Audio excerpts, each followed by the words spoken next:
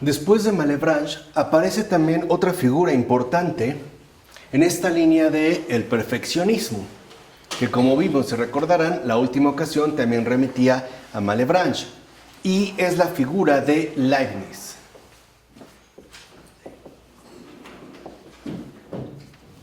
Cuya vida transcurre de 1646 a 1716.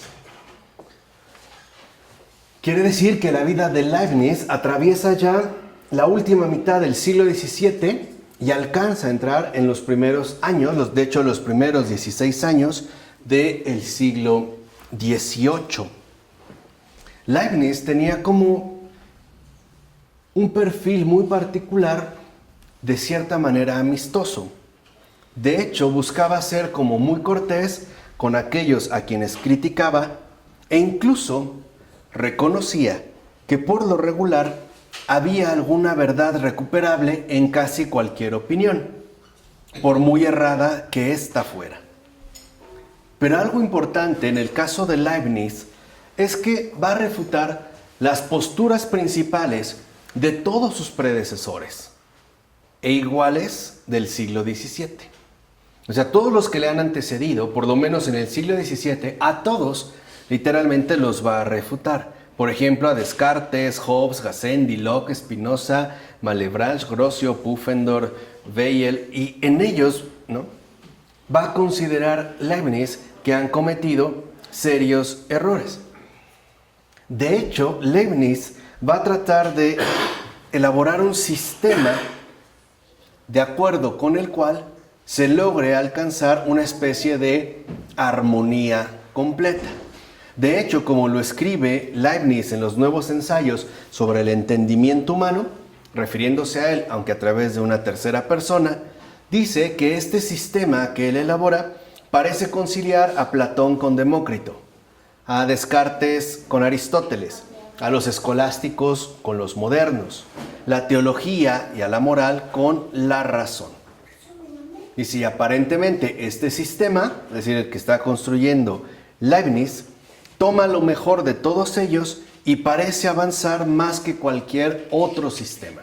Entonces, lo primero que encontramos en Leibniz es ese intento por elaborar ya un sistema, por lo menos un sistema bastante amplio. Y lo primero que va a tener en cuenta Leibniz dentro de su sistema, de esa compleja teoría filosófica que va a elaborar, es demostrar cómo puede vencerse el voluntarismo, sin dejar de mantener a Dios como ese eje primordial para la moralidad. Acuérdense que el voluntarismo se refiere a aquella postura que, como en Descartes, por ejemplo, sostiene que todo es voluntad de Dios. Todo. Así pues, por ejemplo, la violación y el descuartizamiento de esa niña, esa es voluntad de Dios, que era parte, ¿no?, de lo que Malebranche quería precisamente quitar. Esa idea donde a veces solemos pensar que Dios es malo, injusto o cruel, porque todo se lo atribuimos necesariamente a la voluntad de Dios. Entonces, lo primero que Leibniz quiere hacer es vencer el voluntarismo, pero sin por ello hacer a un lado a Dios, sino tratar de mantenerlo como ese eje primordial para la moralidad. Entonces, en un primer momento, Leibniz, primero, busca vencer el voluntarismo.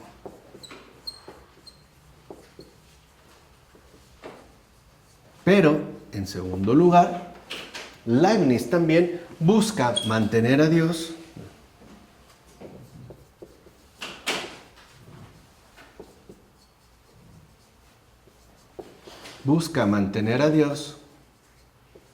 como eje central de la moralidad.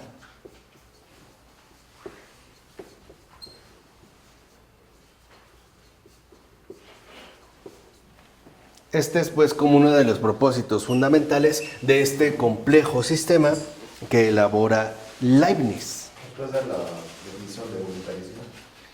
El voluntarismo es esta postura que sostiene que todo lo que ocurre, todo lo que sucede es única y exclusivamente por voluntad de Dios. Por ejemplo, el estilo de Descartes. lo cual en efecto, ¿no?, parece reflejarnos una imagen de un Dios como una especie de injusto, cruel y malvado. Porque claro, todo lo que hace es, a final de cuentas, por esa voluntad. Ahora, en el caso de Leibniz, lo primero que quiere es vencer el voluntarismo, pero sin por ello dejar afuera a Dios de la moralidad, que es a veces también la tentación en la que nosotros solemos incurrir.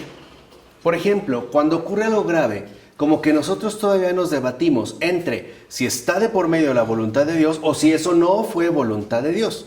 Sino, por ejemplo, decimos, es que eso no es voluntad de Dios, eso es voluntad de los hombres.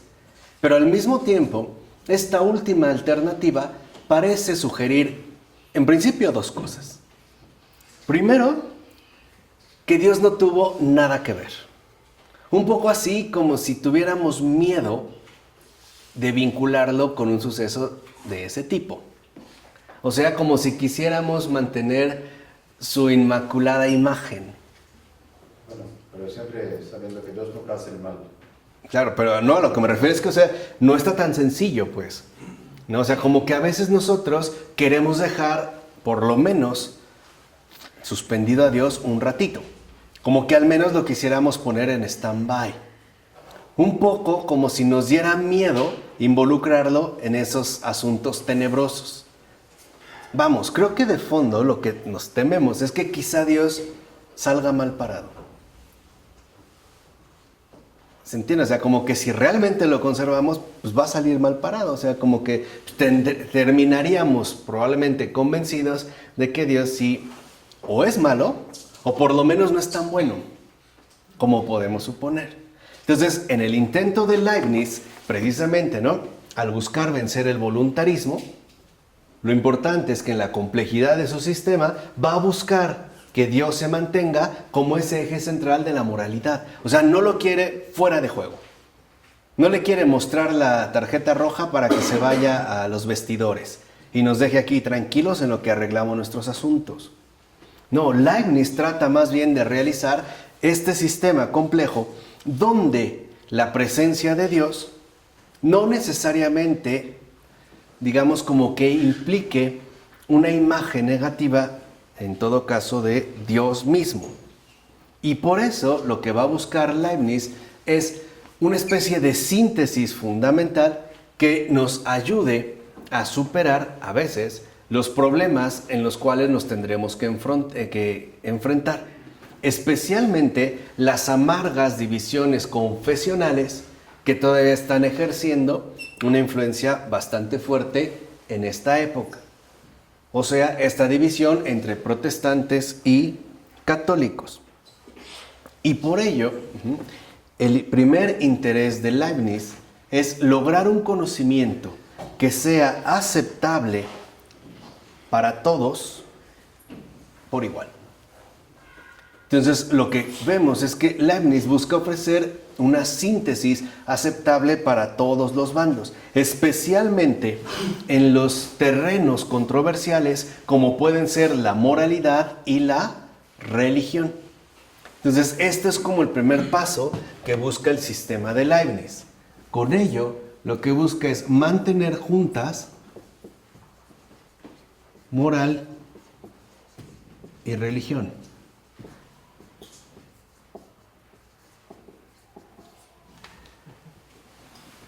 Este sería pues como uno de los primeros intentos de Leibniz, la necesidad de mantener juntas moral y religión.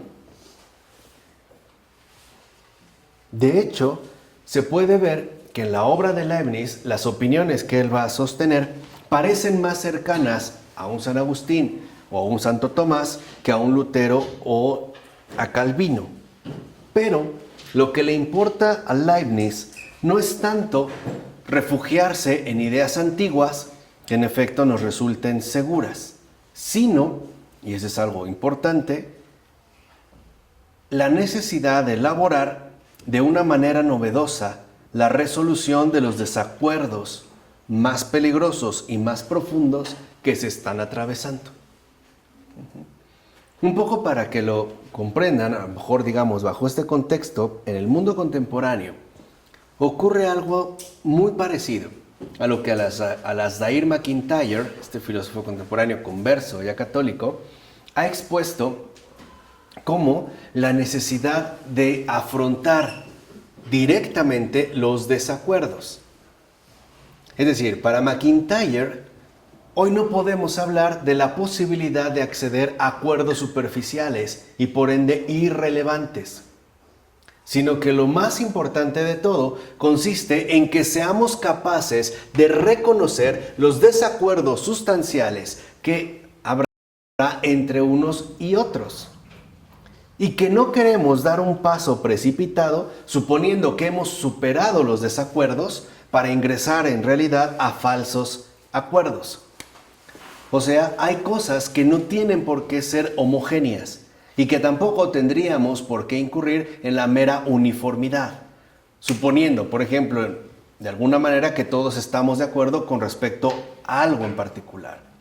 No, para MacIntyre, lo importante en estos tiempos es que aceptemos la existencia real de los desacuerdos.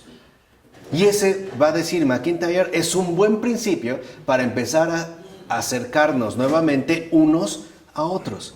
Llévalo al campo, por ejemplo, de la religión, para que veas la importancia que eso tiene en estos tiempos, un poco para que veas el intento de Leibniz. Una buena manera de acercarse con un no cristiano, con un no católico, por ejemplo un musulmán, o un judío o un budista, es reconociendo que entre nosotros habrá desacuerdos insuperables. Ese es el primer punto. El segundo punto es entender en qué consisten de fondo tales desacuerdos.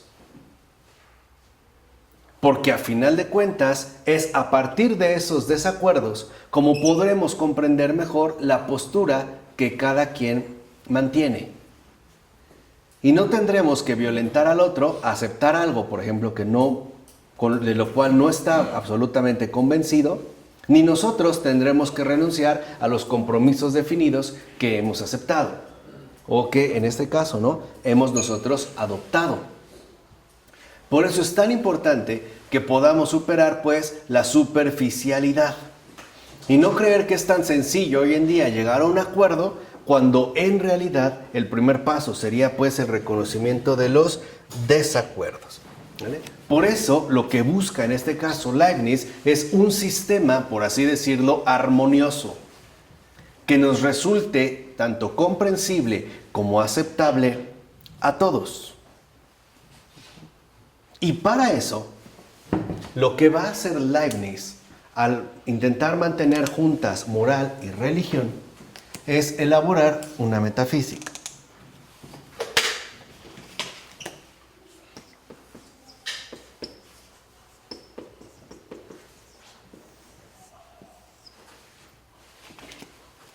Leibniz va a elaborar una metafísica. Y en esta metafísica, lo que busca establecer Leibniz es la restauración de la finalidad y la reunificación del ser y de su valía. Ojo, si lo ven, conforme nosotros vamos avanzando, ¿no?, la complejidad en las formulaciones incrementa. Se hacen más complejos, se hacen más abstractos, se hacen más difíciles. Pero en la metafísica de Leibniz, lo primero, digamos, que busca establecer es la restauración de la finalidad y la reunificación del ser y de su valía. Entonces, lo que vemos en la metafísica de Leibniz es esa restauración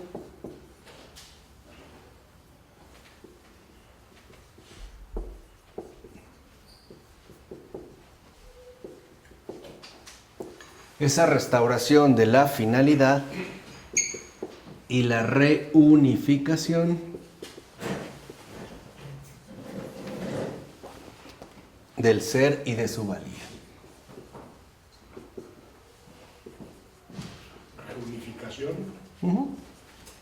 Esa restauración de la finalidad, o sea, el entender que todo tiene un propósito, que no solo se reduce a un mero sistema necesario, ¿no?, de repetición incambiable, y además esa reunificación del ser y de su respectiva valía.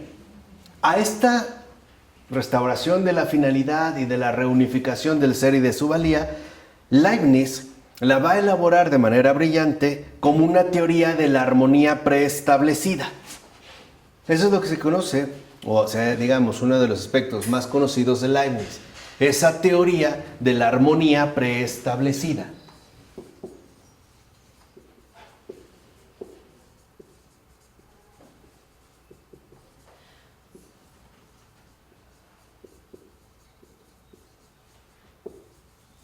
E incluso, esta teoría de la armonía preestablecida se añade de las percepciones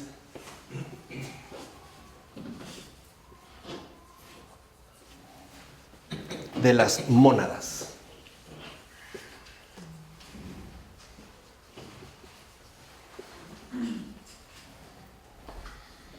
En principio, ya en la terminología que utiliza Leibniz, esta armonía preestablecida nos parece sugerir la idea de que hay algo previo a las individualidades. Ese término de mónada se está refiriendo, en este caso, en principio, a aquello que nosotros percibimos como individual o como singular.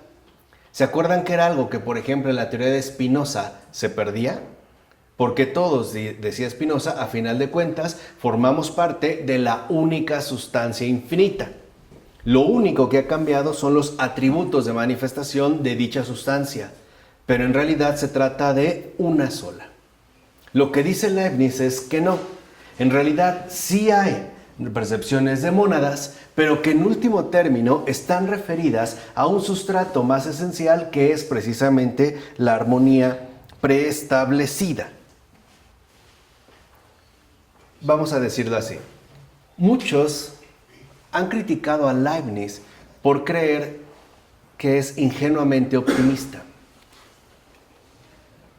Porque Leibniz también va a hablar de el mejor de los mundos posibles. Entonces, algunos le atribuyen a Leibniz un ingenuo optimismo. ¿Por qué? Porque el primer propósito de Leibniz con respecto a la derrota del voluntarismo es demostrar que el orden cósmico es racional, en primer lugar, o sea, que no es un caos, que no es algo carente, ¿no?, de orden, sino que posee precisamente una racionalidad y que por lo tanto es este orden cósmico racional el que nos pide a cada uno de nosotros que cumplamos con algunas normas. Entonces, el primer paso, digamos, en Leibniz, en la teoría de la armonía preestablecida de las percepciones de las mónadas, es la convicción de que el cosmos en el cual vivimos, y de hecho el cosmos el cual habitamos, el universo, es racional. No es una mera arbitrariedad. ¿Por qué? Porque para Leibniz, lo primero que debemos entender es que Dios y nosotros formamos parte de una sola comunidad. Cosa que el voluntarismo, dice Leibniz, no toma en cuenta. Para el voluntarismo, pareciera que Dios está por otro lado y nosotros por acá. Y que de hecho, no habría como una especie de comunión entre ambos.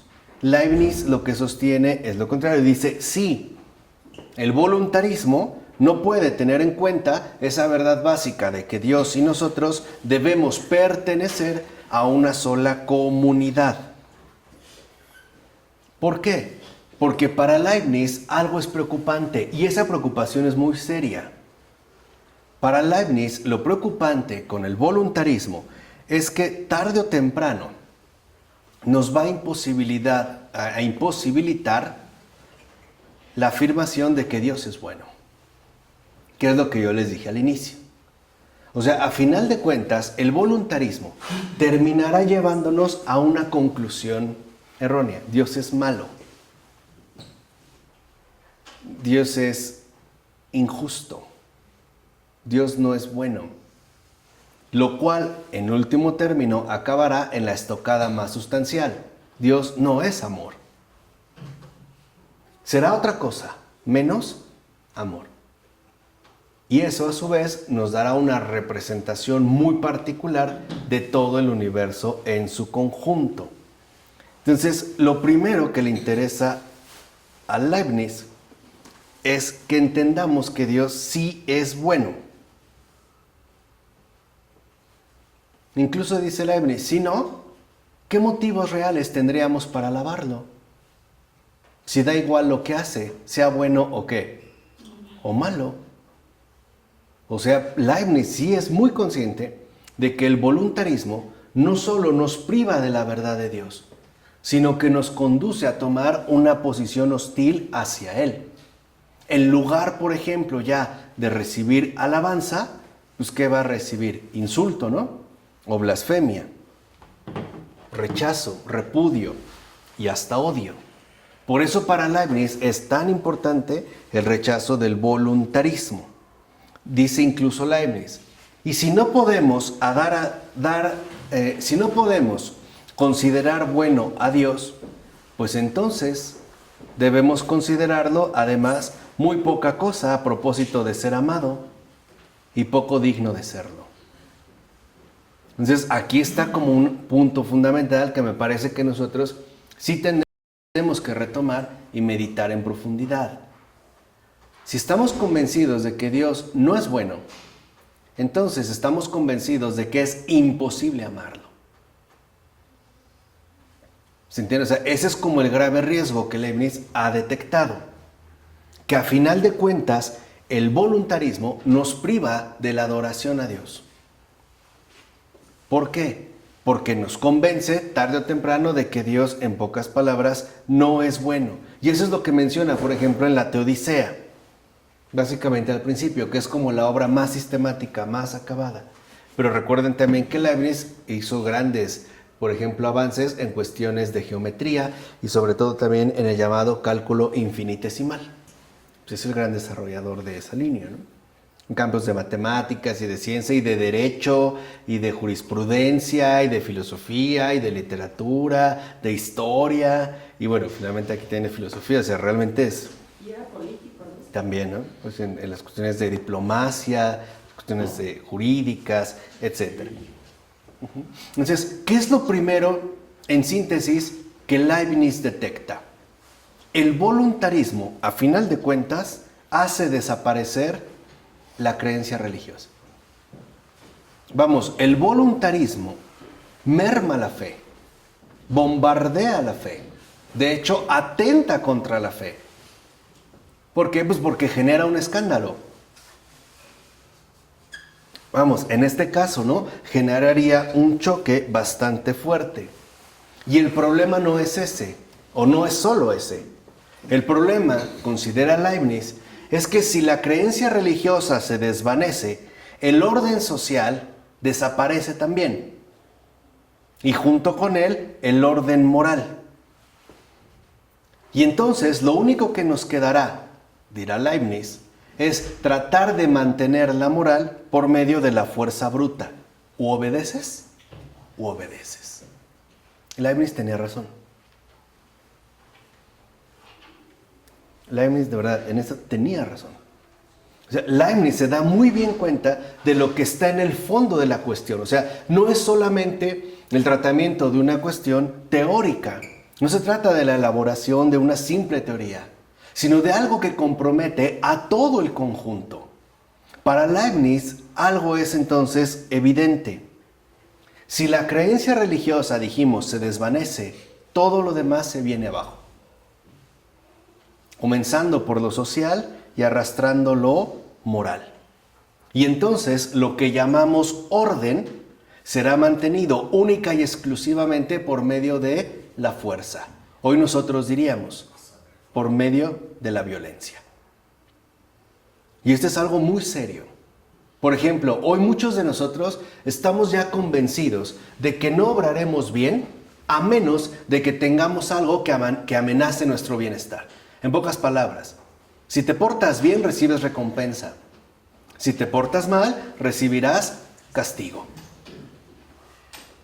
Porque eso también es la manera en la cual nosotros nos hemos acostumbrado. O a veces obramos según nosotros bien por temer que perdamos el privilegio obtenido. Por ejemplo, a lo mejor es que si me porto mal ya no me dan domingo, o ya no me dan ingreso, o me quitan mi coche o mi casa. Y lo mismo pensamos en la relación con Dios. Es que si me porto bien, pues entonces Dios pues, tiene que verse muy generoso conmigo, ¿no?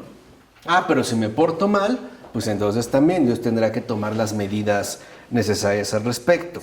¿Se entiende? Entonces, en primer lugar, ¿no? Esta intuición de Leibniz es muy importante. Segunda, que es justo lo que yo les quise mencionar la ocasión anterior cuando hablamos de Malebranche. Le interesa mucho a Leibniz que no pensemos a Dios como un ser metafísicamente imaginario. O sea, que Dios no se convierta únicamente en una noción, sino que lo asumamos como una sustancia definida, o sea, como una persona, como una mente, con la que, y eso es lo que más le interesa, como personas y como lo que ocurre entre personas, tenemos relaciones de amor y de confianza. Dicho de otra manera, Leibniz en su Teodicea advierte primero de que Dios pues no es un concepto, no es una mera invención racionalista, como por ejemplo, ¿no? Al estilo de Malebranche o de Spinoza. Dice, no, entendamos que Dios no es algo sino alguien, es pues una persona. Y lo mismo que ocurre con las personas, mantenemos relaciones morales de amor y de confianza. Algo fundamental. Es decir, Leibniz, en un sentido bastante profundo, se da cuenta de que la racionalidad no sustentada en la verdad terminará socavando la confianza. Terminará alejándonos de Dios. Pero no es por Dios, ¿entienden? No es justamente lo contrario a lo que se supone. No es porque la razón descubrió la verdad, entonces Dios es un tirano, un malvado y al carajo. No, es justamente lo contrario. Es porque simple y sencillamente nuestra propia capacidad racional sí es capaz de extraviarse. Nuestros pensamientos no son absolutamente certeros, como por ejemplo lo sostendría un Descartes. Dudar de todos menos de uno mismo. Los que, dicho sea de paso, viven con esa convicción total, los que dudan de todo y de todos menos de sí mismos, están en los manicomios.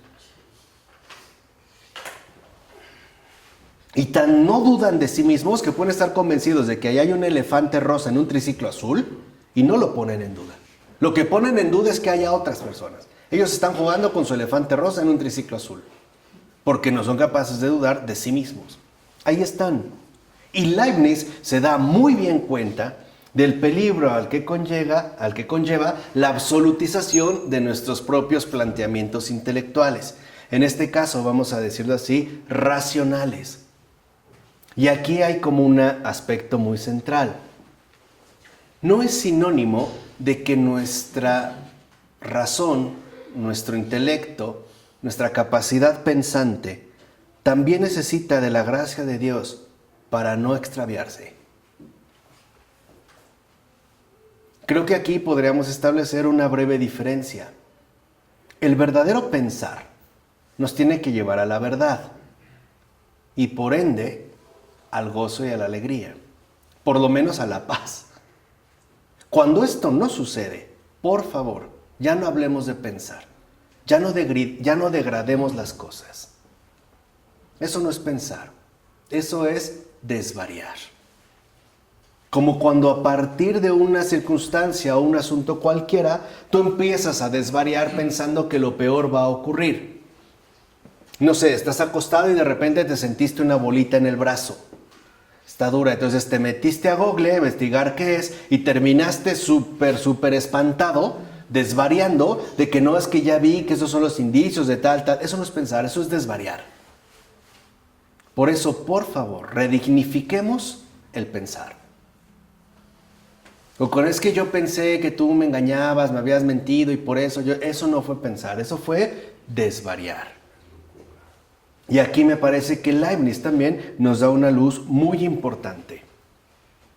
El pensar nos tiene que mostrar una cosa diferente a lo que nos ha venido presentando el mero desvariar. ¿Se entiende? Entonces lo primero que dice, y con toda la razón, es que el problema pues con el voluntarismo es que no se concibe a Dios como una persona, sino como una entidad abstracta y lejana que racionalmente no me resulta del todo convincente.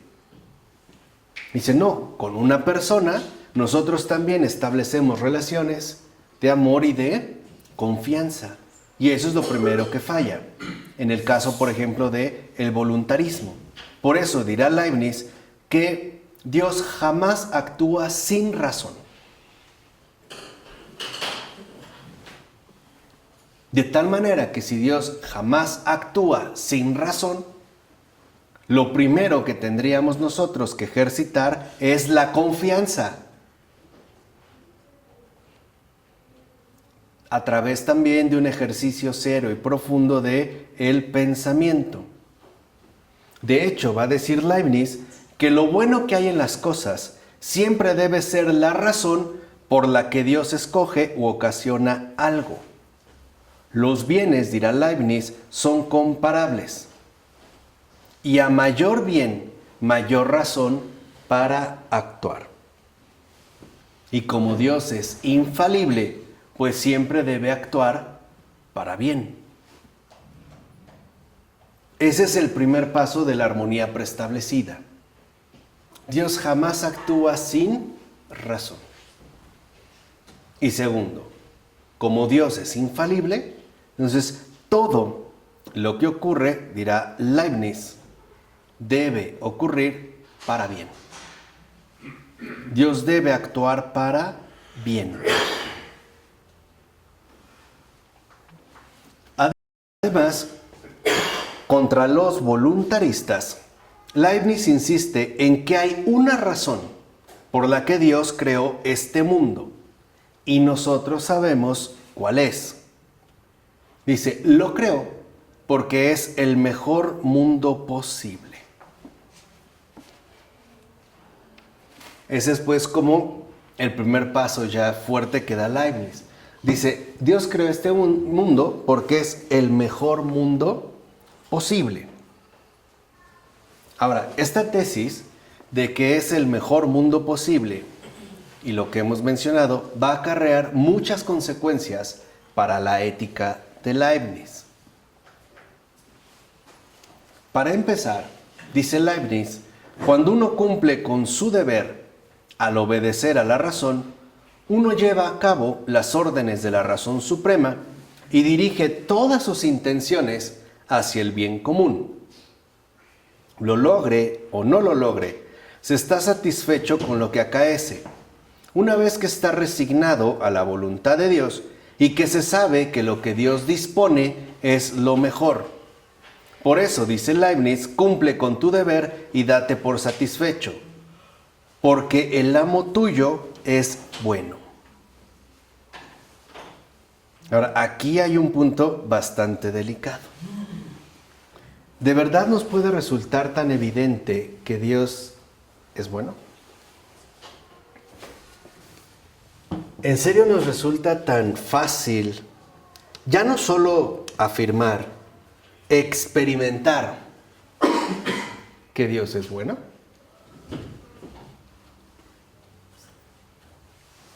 Yo creo que no. Sinceramente no. O sea, en base, ¿no?, a las circunstancias que nosotros experimentamos o vivimos o atravesamos, alcanzar esa convicción de que Dios es bueno es increíblemente difícil. En serio, o sea, asumido con todo realismo. Claro, podemos tratar de entender que Dios es bueno por esto, ha sido bueno conmigo, pero mantenerse en ello me parece que no es tan simple. Y menos en situaciones bastante particulares. Por no decir, en todo caso, bastante dramáticas. Ahora, ¿de dónde proviene esto? ¿De dónde proviene esta dificultad? Es justo la herida más profunda que cada uno de nosotros acarrea consigo y que se llama pecado original. Si ustedes recuerdan, en principio, tanto Adán como Eva conviven con Dios cara a cara. Lo ven sin ningún temor, sin ningún pudor, ¿no? Se relacionan con él de una manera abierta, transparente. Pero en cuanto cometen el pecado, lo primero que hacen es irse a esconder. Fíjense, o sea, este gesto de irse a esconder ya nos indica lo que realmente pasó. ¿Qué es lo que pasó en Adán y Eva? Ahora están subyugados por el poder de la mentira. Las cosas ya no aparecen como son, sino que ya están totalmente tergiversadas. A ver, si en principio conviven con Dios cara a cara, sin problema, abiertamente, y conocen a Dios y saben que Dios es amor, ¿por qué después ya no lo pueden ver igual?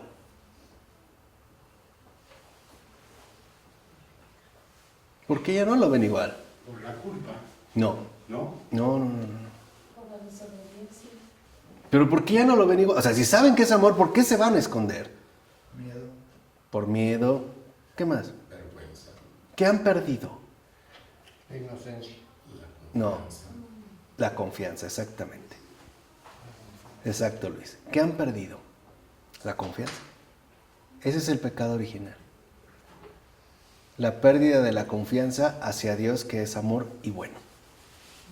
Por eso, de hecho, nos resulta tan difícil. Y si lo ven, aún en esa circunstancia, es el propio Dios el que lo va a buscar y le habla a Adán, Adán, ¿dónde estás? Y Adán le responde, no, aquí estoy. Es que te oí, ¿no? Venir por ahí, pues tuve miedo y me vine a esconder. Y aparte añade, porque estoy desnudo, ¿no? Y el Señor dice, ¿y quién te ha dicho eso? Este es un punto importante. El primer efecto radical del pecado original es la pérdida de confianza. Es decir, ya no vemos a Dios como alguien confiable, como alguien bueno. Dicho de otra manera, Dios ya no es amor. Ya es un poder amenazante para mí. ¿Se entiende? O sea, ya no hay literalmente una relación de confianza, sino una especie de competencia. Dios ya no es padre, pues. Ya es un poder amenazante que me puede exterminar cuando quiera. Entonces yo ya no veo en Dios amor, ahora yo ya veo en Dios poder. ¿Sí se entiende? Por eso rehuimos. Y por eso es que en efecto, ¿no?, nos puede costar tanto trabajo el adquirir esa certeza completa de que Dios es bueno. Porque eso es parte, pues, de esa herida profunda que todos acarreamos. Y más, vuelvo a insistir, en situaciones muy particulares, muy dolorosas, en situaciones verdaderamente dramáticas. Tú dile a una persona que ha atravesado una situación así muy fuerte, por ejemplo, que, no sé, ha perdido a un ser querido, ha desaparecido, le encontró a su hija descuartizada. Tú dile inmediatamente que Dios es bueno y vas a ver. ¿Dónde? O sea, pareciera ahí que hay algo, o sea, como que intuimos que sí, pero al mismo tiempo afirmamos que no. Hay como un desgarre, ¿no? Hay como algo ahí, digamos, bastante complejo que a cada uno de nosotros nos va perjudicando. Por ello, la afirmación de Leibniz, no crean que es ni tan ingenua ni tan tonta como se puede afirmar. Leibniz intuye que es necesario, pues, volver a esa profundidad sustancial de la cual va a emanar todo lo demás. Y esa base sustancial es lo que él llama armonía preestablecida. Nosotros a esa armonía preestablecida, ¿cómo le llamamos? Dios, amor, Trinidad, Padre, Hijo y Espíritu, ¿qué? Santo. Y de ahí todo lo demás. Por eso, vuelvo a insistir, Leibniz no es tan ingenuo ni tan tonto como nosotros lo podríamos llegar a suponer. Por eso esa última frase de Leibniz es muy importante.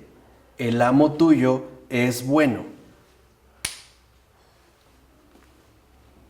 Y obtener esa convicción total me parece que es el desafío más grande que el alma humana atraviesa en esta tierra. Porque si lo vemos con sinceridad, es como muy fácil aceptar que Dios es malo. Y bueno, si no es malo, por lo menos que no es tan bueno, que algo le falla. que hay situaciones que no son compatibles, ¿no? O por lo menos no tan fácilmente compatibles con su bondad. Pero afirmar plena y completamente que Dios es bueno, cuando a lo mejor acaban de asesinar a mi familia a tiros, o conmigo han cometido una terrible injusticia, ahí la cosa no es tan sencilla. O sea, es un poco lo que quiero que entiendan. O sea, que el hecho de que entendamos que si apelamos al realismo, las cosas no son tan fáciles como parecen. Y por eso va a insistir Leibniz que Dios, por decirlo así, nos ha entregado una parte del mundo a nosotros, de modo que seamos como pequeñas deidades. Pero incluso si no nos desempeñamos bien en o sea, en este pequeño mundo, Dios hace que todos los errores de estos pequeños mundos vengan a adornar en grande su mundo de grandeza. Otra vez, el amo tuyo es bueno. En pocas palabras, aunque lo que te haya encomendado no haya salido del todo bien, e incluso haya salido, por decirlo así, bastante mal, Dios sale al rescate. De tal manera que todo concuerde en último término en esa bondad mayor, en esa grandeza que Él posee. Ahora, recordemos que el hombre sabio de Spinoza está satisfecho en la medida en que ve que las cosas no podrían haber sido de otro modo que como fueron. ¿Se acuerdan? O sea, mientras más se atenga a la necesidad total. En cambio, Leibniz dice que el sabio, fíjense, está satisfecho porque ve que las cosas no podrían ser mejor de lo que son. ¿Se dan cuenta del cambio de postura? O sea, el sabio de Spinoza es aquel que está satisfecho porque se da cuenta de que las cosas necesariamente tuvieron que haber sido de ese modo y nunca de otro. Leibniz dice no. El sabio está satisfecho cuando ve que las cosas no podrían ser mejor de lo que son. Y por eso podemos hablar del mejor de los mundos posibles. Así, el resultado será que por muy atroz que algo nos parezca, como por ejemplo, que se condena a infinidad de pecadores a tormentos eternos, debemos suponer que no era concebible un mundo menos horroroso. Al menos para nosotros. No podemos, pues, concluir que alguna cosa o acontecimiento específico es bueno solo porque es parte de los mundos posibles. Más bien, solo podemos aceptar que todo lo que sucede necesariamente porque es lo mejor para el todo. Aquí está la diferencia. No es porque suceda de una manera enteramente causal y necesaria, sino que esa necesidad se vincula con la armonía general de el todo. Y ahí es donde, como veremos la siguiente ocasión, entrarán la libertad y la determinación mediante razones. Es decir, en un mundo como este que Leibniz ha considerado que es el mejor de los mundos posibles. ¿Hay errores en toda esa teoría? Hasta ahorita no. No hay. No, ahorita no. Hasta ahorita no. En nombre del Padre, del Hijo y del Espíritu Santo. Amén.